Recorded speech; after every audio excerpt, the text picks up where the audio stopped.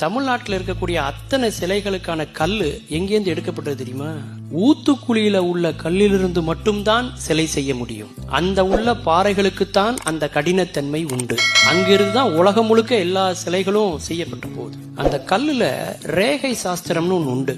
அந்த கல்லை தட்டி பார்க்கும்போது சத்தம் வெங்கலம் மாதிரி வரணும். எல்லா கல்லுலையும் சிலை செய்ய முடியாது. சில கல்லுல ஈரம் இருக்கும், தேரை இருக்கும், அதுல சிலை செய்ய முடியாது. சிலை செஞ்சு முடிச்சதுக்கு அப்புறம் தான் அது தெரியும். சிலை செஞ்சு முடிச்சதுக்கு அப்புறம் சந்தன காப்பு மாதிரி சந்தனத்தை பூசுவாங்க. எல்லா இடமும் காஞ்சி போயிரும், ஒரு இடம் மட்டும் ஈரமா இருக்கும். அப்போ அதுக்குள்ள என்ன இருக்கு? தேரை இருக்கு. ராஜராஜ சோழன் எவ்வளவு பெரிய மாமன்னன். அவன் நினைச்சிருந்தா தங்கத்துல சிலை செஞ்சிருக்கலாம்ல. ஏன் தங்கத்துல சிலை செய்யாம, வெள்ளியில சிலை செய்யாம, ஏன் கல்லுல சிலை செய்யறாங்க தெரியுமா? இந்த உலகம் பஞ்சபூதங்களால் ஆனது.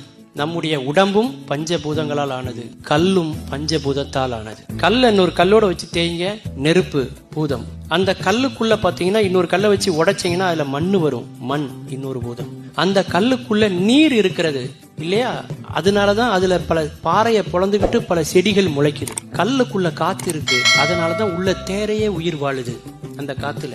ஆக ஆகாயம் எல்லாமே அந்த பஞ்சமும் எதுல இருக்கு அப்படின்னா கல்லுல இருக்கு. Download ShareChat.